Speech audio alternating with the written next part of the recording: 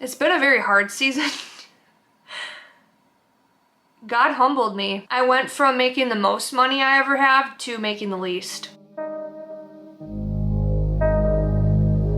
Okay, well, I'm not really sure where this video is gonna go, but I've had a lot of people tell me that they love when I speak from the heart, and I got some things on my mind that I want to talk about. And because I'm a very reflective person, I kind of am an analyzer. I'm also an overthinker, so if you're one of those, welcome to the crazy clan. Okay, so I want to talk about inspiration. Now, how do I want to address this? Gotta get myself situated for this. 2025 has been one of the hardest years of my life. I've met the best and worst versions of myself, specifically the worst version. The most angry version, the most irritable version. Sorry, had to get in the frame here. Smile for my Kodak. But in all seriousness, I'm ADHD. Oh, and this freaking table, bro. It's all, ew, I didn't wipe that part off. I'm just gonna put my sleeve up so I can focus on what I'm saying. It is mind-blowing to me in the last month and a half, 2 months, that people have personally reached out and told me that I'm an inspiration to them. And there's like this part of me that's not letting it in. Like there's a part of me that's not allowing to feel that emotion, because I think, well, how could they say that? I feel like I really haven't done anything. You know, I don't understand how I'm an inspiration, because most times than not, we don't see ourselves the way that other people do. We don't view ourselves from their lens because they have a bird's eye view. They have, you know, an outward perspective. We internalize. You know, we know ourselves the best, but also we are the ones blind to see what our strengths are, or maybe we're too prideful to admit what they really are. And I want to talk about this today because I don't really know what to do with that. You know? I think it comes from... it's grit. Like, that's the first thing that I can think of. But people are like, well, I don't understand. Like, you just, you know, you have hardship after hardship and you continue to keep going. I don't really have a choice. It's either I go back to a normal job and live a mediocre life doing something that I absolutely hate. I've been down that road several times. I am not happy when I work for somebody else. And another thing that struck this pivotal thought in my head was I had a conversation with my friend Lisa today. And she's like, you know, your corporate job, she's like, I know for a while you were happy there, like what changed? I said, I had a manager, and I feel emotional about this, I don't know why. I had a manager, and he was the best freaking boss I ever had in my entire life. He listened, he took my opinions and ideas into consideration, he trusted my judgment, he believed what I said. We thought very similar, this guy and I. And I stayed with that company because my boss was freaking amazing. My boss was awesome. He worked with me on stuff. I was going through some health issues and I ended up working remotely, and I can't tell you, all of my coworkers ended up hating me because I got to work remotely. And they're like, well, it's not fair. It's like, well, maybe you should do your job, you know? That's another rabbit hole to crawl down. And I'm not gonna go there today, probably ever, but I was going through some tough shit and nobody in that office knew what I was going through. And I was struggling, but I was still doing my job. Fuck, there was a point where I broke my arm and I was still doing my job. My boss is like, all right, so when are you gonna be back to work? I was like, well, can I just work from home for a couple of days and then I'll be back to the office? And it was the dead middle of winter. Hence the reason why I broke my arm was I slipped and fell on my steps outside, or my little walkway. And I slipped and fell. I was getting ready for my hair appointment and I broke my elbow. And I went to my hair appointment. I was like, I'll be fine. I couldn't even bend it straight, my elbow. And there was some other health issues that I was facing. I went through a lot of shit. That's also, you know, after that I went through excision surgery of endometriosis. So I was going through a lot. Anyway, back to what I was saying with this boss is the reason why I hung on so long when I did at this corporation, or this you know, yeah, corporation basically. It was a big company. It was because I felt seen, heard, and understood. I felt valued. And recently, In the last year and a half, like, or since working for, you know, this corporation, I quit because the boss that I had like a role that wasn't like included in what everybody else was doing. They were like doing buying and planning. I was supply chain, and it was completely different. I don't even know why I was in that, like why that guy was my boss. Well, nobody had my back after my boss had quit. And I just, like, the stress got worse. I was working with international coworkers and they were just down my throat, and I felt like I had no support. I felt like I was Jack and somebody didn't leave me space on the plank of wood to float. And I was drowning. You know what I'm saying? Like, that sounds very dramatic, but it's very true. You know, my friend Lisa goes, well, there you go. That's why you felt valued. And in the last year, I've worked for a couple of different people that don't give you breaks. They basically work you to death. And this is how I grew up. Constantly having to be busy, big responsibilities as a kid. Not placing blame on my parents, but it was go, go, go. At 31 years old, I realized that in order to get ahead and be successful, I don't have to work myself to death. I don't have to work myself to the end of my rope. And this is what I've been conditioned in myself. And I told my friend this, and I was like, I don't understand why I keep attracting these bosses that really don't give you a break, that don't even give you 5 or 10 minutes to eat. And if you're standing around, you get attitude, even though nothing's said, you know. And as a person like myself, I can walk into a room and read it. I know what people's moods are. I can read the entire room. I can tell you who's struggling. I can tell you who's upset. I can tell you who's going through a breakup. I can tell you that something is off with somebody, even if I don't know them. And there was a part of me that every time that I walked away from a job after my corporate job, there's a part of me that kind of went through this depression, and I kind of went through this sadness of like kind of feeling like a failure and kind of feeling like, God, like I'm a loser, or what are people going to perceive of me as? Because, you know, as an artist, people are like, oh, artists are lazy. It must be so fun to sit there and paint all day. That's not what I do. I create YouTube videos. I post on Patreon, Instagram, Facebook for my business. I run a business. I do art shows on the weekends in the summertime, which I learned that I don't like doing so much. Not in this area. It's not for me. Anyways, I work my ass off. And I don't need to prove that to anybody but myself. But I also don't need to run myself into the ground. Like, I guess what I'm trying to say is I am not willing to sacrifice my health and run myself into the ground for a company or another person ever again. Like, that's just the point I got to. And there's kind of like this fuck you energy I have.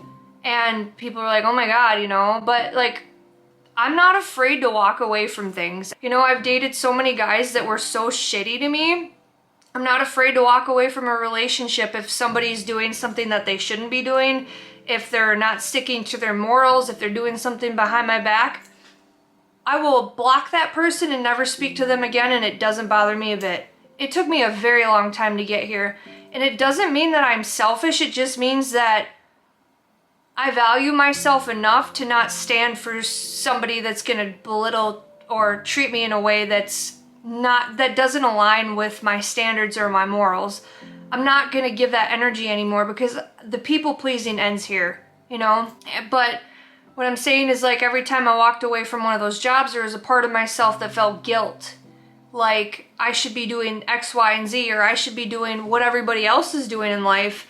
And I learned that that just doesn't work for me. Every time I've had an employer, I haven't been happy. And when I did enjoy my job the one time, I had a phenomenal boss. And I don't know what the lesson is in life, and I think that it's teaching me how not to treat people, regardless of what mood I'm in, because I know sometimes I can be a little bit irritable.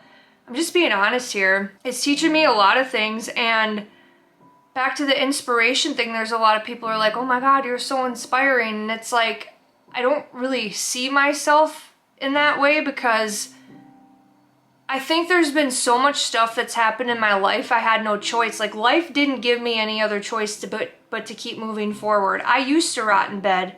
I used to be depressed.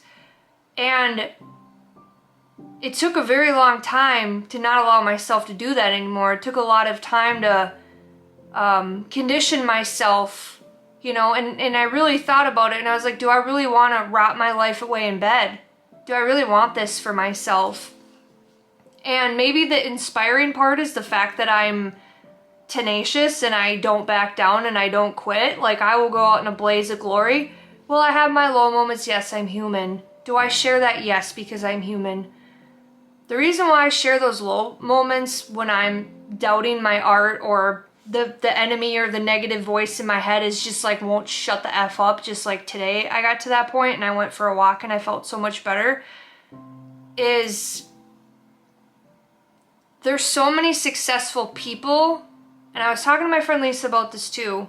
Even gurus, like people are like, spiritual gurus, they act like their life is so perfect, like they don't have any issues. Like they're this exception to society. And I can read through the bullshit, Not saying what they're teaching or doing is wrong, but they don't share that part. Not every one of them. And that's what I want to do, because I want to come on here and be like, hey, I'm not giving up, but I also struggle too. This is my shit. It's not to push it on people, but I also, it gets under my skin when people spread toxic positivity. And I want to talk about all this because people have told me, and I've had feedback, and they're like, I really like when you talk from the heart. And this is all stuff that I've been thinking about, and stuff that I keep locked inside, because there's a lot of people around me that don't understand what I'm saying when I talk about this kind of thing. You know what I mean? And I know that there's people out there who can relate a lot to what I'm saying. And I don't know if it's like a self-love thing, but I don't really see what other people do as much, because I'm like, well, I'm good at art, but I'm not great. I'm decent at music, but I'm not good enough to write my own music yet. You know what I mean? I'm good at editing videos, but I don't have the software to reach my max capacity. I don't have the money to buy a new camera, so I'm utilizing my resources. I come on here and show up every day on YouTube because I genuinely love this. Like I told my friend Lisa today, I was like, painting, art, music, all of it, I love making videos. I love YouTube. I love this. I'm addicted. I'm obsessed. It's something that, I got burnt out for a little bit there back in September, but again, I was in my head and I was very honest about that, and I gave myself a little bit of a break from it to kind of come back, because I'm starting to build a community of people that are supportive and that come and hang out with me on live streams, and I just feel so incredibly grateful, and I think I had to go through this season of it's been a very hard season. God humbled me. I went from making the most money I ever have to making the least. And it's not about the money. I know money does alleviate a lot of stress though. I can say that. That is a fact. It doesn't solve your problems, but it makes things a little bit lighter, And it's caused me to depend on God more. It's caused me to surrender more, even though I'm kicking and screaming and fighting the current a lot of times. I'm not a perfect person. I'm just like you, There's nothing really special about me. It's just the fact that I choose not to give up, and I choose to keep going, and I choose something because I believe in it. And I can't tell you where the belief comes from. Maybe it's an intuitive thing. I don't know. But life is too short to just settle for a mediocre life. If you want to work a 9-to-5 and you're cool with that, some people are, that's okay. But I'm creative, and I have this leader spirit about me, and people have noticed it since I started working. Remember the first job I had? I worked there for 3.5 years, and after I quit, then they called me and wanted me to be a manager. And this happens with a lot of companies where once I leave, what can we do to make you stay, or we want to make you the manager? Well, it's too late, because you should have noticed my value before I put in my notice. Or, worked with me before I quit. Should have seen what I brought to the table. And I think that that's the thing that life has taught me lately, is I'm not afraid to walk away from things that aren't aligning with me. And it's not me being selfish, it's listening to my soul. It's listening to that inner voice that is screaming at me. People are like, oh, you get a job and you could do this. I don't want to.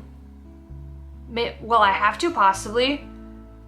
But I want my creativity to become a full-time income. And I know it's going to get there. It just takes a little bit of time. And I have this belief within myself. My bangs are doing weird shit. But yeah, I believe in what I'm doing, and I don't know where it comes from, but I think it comes from years of just having enough of not feeling valued. Whether it's in a job, whether it's a past relationship, whether it's a friendship. A lot of times people don't really value your worth until you're gone and you're just kind of done, But I think that there's a difference between selfishness and ego versus doing what you're called to do, And there's so many times where we stay in environments that we're not thriving in, I think for the first time in my life, I know what I bring to the table. I know my value. Maybe the confidence I have is inspiring, I have no idea. But I want to talk about this because I know that there's a lot of successful people, trust me, I'm not to where I want to be, but there's a lot of successful people that feel that way. It's like imposter syndrome, It's not really seeing yourself because you're in the pit of it. I have friends tell me, look at how much you've accomplished, look at how much you've done in your life. And it's like, I really don't feel like I've done that much. I'm not to my full potential. I haven't, I'm not doing all the things to get to my full potential. I know there's so much more, so maybe that's because I keep setting the bar even higher for myself. And I think there's moments to be like, hey, I did this is cool, and not really pat yourself on the back, but thank yourself for not giving up on you, And what I learned through Mel Robbins and Tony Robbins is a lot of your self-worth and a lot of your self-love comes from the promises that you make to yourself that you actually keep. That's why I haven't given up on YouTube or my art, because I made a promise to myself that no matter what happens, I'm not quitting. I'm not giving up. Maybe take a break here and there because that's necessary. Rest is important. Even God rested on Sunday when he made the earth. I don't care if you believe in that or not. I'm just making a point, but I'm not afraid to be myself anymore. If you're too much for people, the right people will find you. Keep being too much. Not if it's a toxic trait and you're ruining relationships, obviously not, but if you have a lot of energy, if you're spunky or quirky or you like to tell jokes. Sorry about that, my camera battery was dying. Yes, it's 7 o'clock at night and I'm drinking coffee. Word to your mother. But anyway, what I said was serious, but it was all from the heart. And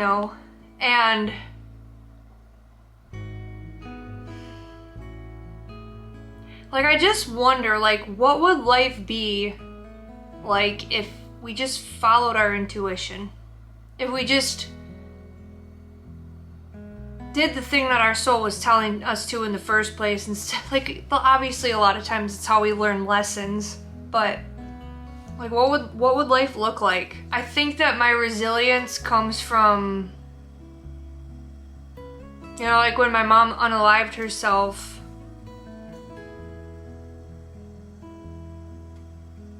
I struggled. I talk about it a lot and people are like, oh my god, there she goes talking about her dead mother again.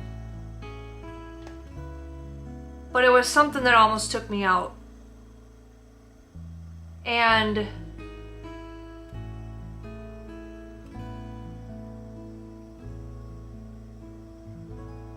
I don't really need anybody to tell me what they think of this situation. I just share my journey with grief because it's in hopes to help somebody else. You know what I mean?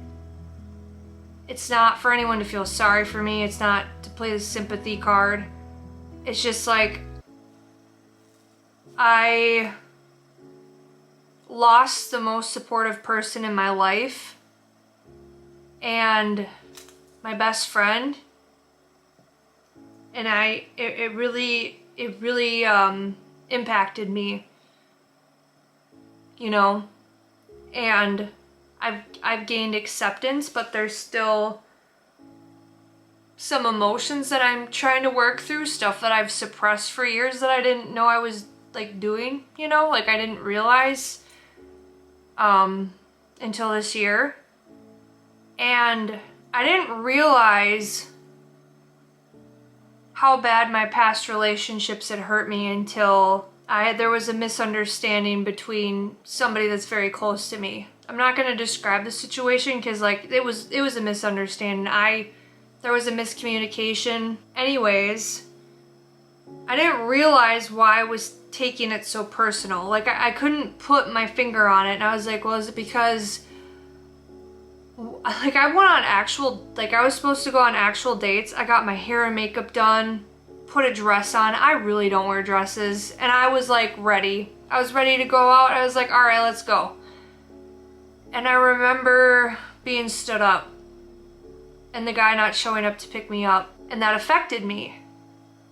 Or past relationships where the guy didn't show up emotionally. I dated a lot of avoidant men in the past, and they're not bad people, it's just my conditioning.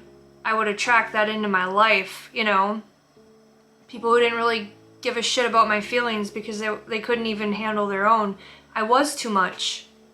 They just weren't right for me, you know, we weren't right for each other. But I didn't realize how much those bad relationships did a number on my nervous system. And I was like, there has to be more than that. What is the real problem? And I remember before my mom passed away, sorry if you hear the neighbor's dog.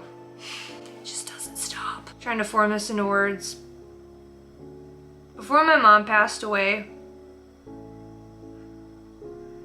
we were supposed to hang out a few times, probably like 3 different times. And she like no-showed on me. And that wasn't like her because we spent every day together for over 18 years. Pretty much. And then a few months later, she did what she did. And that wound cut deep, you know? That's why I was triggered. Doesn't give me an excuse. But I was like, why am I reacting this way? Like, why am I feeling such strong emotions? It wasn't the situation that happened lately, like, or that moment. It was partially that, but like, obviously there was a misunderstanding, but I was really triggered because of all this past hurt. And I was like, dude, like, I didn't realize how much emotional baggage I was carrying around. I was like, I guess I didn't really realize that all that stuff affected me that bad. But I carried it into each relationship, you know? And I'm being very vulnerable and honest. I'm talking romantic relationships, not so much friendships. I'm kosher with that. I'm an introvert. Like, do your thing, live your life. I don't usually get offended. It came from a lot of years of not feeling seen, feeling like I don't have a voice, feeling like people don't listen to me because I'm the listener. And I got to a place this year where I got really angry about it. And I was like, why am I doing this when it's never really reciprocated? Like, these are the things that make me who I am. But if someone's just calling me to dump their shit on me, why am I allowing this in my life? Like, it's just dragging me down, you know? And like, obviously there's a big difference if your friend is really struggling or a family member and they genuinely are going through a really bad hardship, or they're just having a bad week because stuff just isn't going right. But I'm talking about people who just contact you to send you paragraphs of shit that's going wrong in their life, and then you give them, you know, not advice, but like, you know, suggestions on how to fix it, and they just keep coming back with the same thing. Like, after a while, I'm just done, you know? And it's because I don't have the capacity. Like, I've been so busy chasing after passion and pursuing my dreams, like my life depended on it, because I believe in this thing, you know? And so it made me really hard. It made it really hard for me to show up in like friendships, because a lot of times I feel like it's not reciprocated. And it doesn't. I'm not saying that people are bad or anything like that, but it really opened up my eyes to see that a lot of situations in my life were one-sided. You know, this year has really opened up my eyes to a lot. I've learned that complete strangers on the internet will root louder for you than the closest people to you sometimes. And I was talking to Rio about this, and I was like, you know, it's funny when you're in the building stages, everybody's like, there's only a select few people that believe in you, actually like watch my YouTube videos, but there's gonna come a place in my life to where I make it to a certain point, because I know people are watching me. I see them. If you're one of them, I see you. But I doubt it. But they're like watching my stories on Instagram and stuff. Never like any of my posts, but they'll watch me. I bet you $1,000 the second that I make it somewhere, they're gonna be like, oh my God, I always believed in you. I knew you would make it, because that's just how people are. You know? It's kind of sickening if you think about it. Like, everybody knows you when you're successful, but never when you're in the pit of hell, in the messy middle. Not really there, you know? So yeah, it's just, life is about the promises we make to ourselves. And if you keep not keeping promises to yourself over and over and over again, you're not going to trust yourself to make decisions that are good for you, you know? And there's still going to be moments where you question, like, did I do the right thing? Kind of like me with my corporate job. I'm like, did I do the right thing? And my friend Lisa apologized to me today, and she's like, oh, I'm sorry I encouraged it. I was like, no. Thank you for listening to me and being my friend and hearing me out and supporting my decision, because that's what friends do. Like, obviously the real ones call you out if you're making a mistake, but like, I was very unhappy. My hair was falling out. My skin was like dried out. I was having acne. Like, I was breaking out. I was constantly feeling lightheaded because I was just so stressed out because I was carrying too much, you know? And I think a lot of times life gets a lot lighter when we just set it down. And it's hard to do sometimes, because when you're a person that's like the listener, the supportive one, you carry a lot on your shoulders, you know? And I'm not saying other people are bad or they're wrong, but like, talking like people who carry a lot of stuff, you know, who are at chills. It's hard to surrender that sometimes, you know? But yeah, I think that's about all I have to say. I feel like I spilled my guts on here once again. Get used to it. Look at my art if you're interested in it. I got a website. It's rockinbakken.com. Links down in the description. Just thought I'd throw that out there. But yeah, I'm choosing not to quit, because I'm not gonna get to the end of my life and be like, I wished I would have did that. I'm gonna do all the things. I'm gonna find out a way to travel and make money off of it. I'm gonna figure it out. Why? Because I know it's possible, and that's what I want to do. And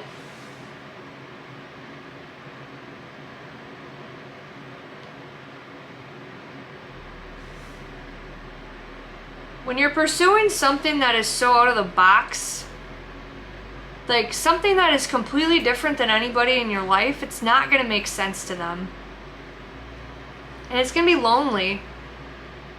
But God will bless you and bring people into your life that you can relate to in that season. Maybe they're there for a lifetime, maybe just a season. Yeah. It takes a little bit of time. Sometimes there's moments where it feels like, oh my God, nobody really gets it, you know? And I think that that's kind of the sacrifice that comes from wanting something greater for yourself, you know? Like, the devil doesn't attack people who don't have purpose, you know? The devil attacks people who refuse to give up. That's why my mind's attacked all the time. Because I have a calling over my life. I'm not saying special or anything like that, but I have the potential to reach a lot of people and speak life into people. And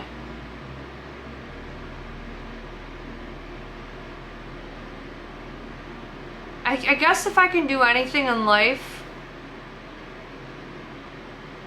I want to show people that it's okay to be human. It's okay to mess up. It's okay to have meltdowns. It's okay to cry.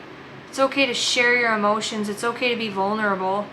You know, there's a time and a place, obviously, but I think if I locked a lot of my pain inside and I didn't share as much as I did, I would be an extremely angry person. I'd be so bitter. My heart would be so hardened by life, because I found myself feeling that way this year a little bit. And I was like, God, grant me the serenity. Please fix my heart posture, because I am getting really up, like I'm just done, you know. I don't know what to do about this. I need your help. Because I can't do it alone. I used to think I could. I can't do it alone. I won't do it without God. Who am I? I'm not the creator. I'm just a soul. I'm a person. I'm here to learn lessons and experience life just like you are. And I don't care if you believe in God or not. Like, you're welcome here. You know? You're welcome in this environment. You're welcome on my channel. I don't care what you believe, you know? We can have different views on things. That's okay. That's what makes people different. If everybody believed in the same thing, we'd be pretty boring, wouldn't we? You know? Anyways, I just wanted to talk a little bit on, like, leadership and walking away from things. And I know I touched on a lot of stuff. I don't even know what I'm gonna name this video. Maybe I'll name it Mixed Nuts or something. It's like a bag of trail mix. You never know if you're gonna get a piece of chocolate, a peanut, or an almond. You know what I'm saying? You're gonna get a pretzel, peanut butter cluster. I'm done. Okay. Thank you for watching my video. I want to make some more videos like this because I enjoy this. Just getting my feelings and thoughts and emotions out. So, anyways, I hope you have a great rest of your week, and I hope you pursue your dreams. It's not always an easy road. If you want to watch proof, check out my channel. It's been... Bro, I'm getting whiplash out here. But it's worth it. It was better than staying in an environment where it was making me bitter, you know? Couldn't do nothing about that situation because I was like, I'm done. I outgrew this environment a long time ago. So I believe in you if you're a creative person. I hope that you pick up the paintbrush or the guitar or the violin, or